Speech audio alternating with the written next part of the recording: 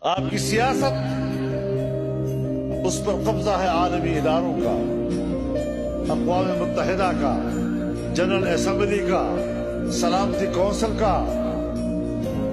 انسانی حقوق کی عالمی تنظیمیں، جنیوا انسانی حقوق کنونشن، یہ آپ کے سیاسی فیصلے کرتے ہیں۔ اور جب یہ فیصلے کریں گی تو پھر ہم جیسے پسماندہ یا ترقی پذیر ملک کے اندر اس کا اپنا آئین اور اپنا قانون غیر مؤثر ہو جاتا ہے۔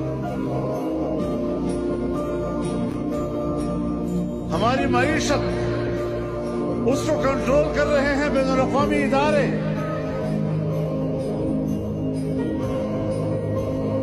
ورلڈ بینک، ایشین بینک، قرضہ دینے والے ادارے،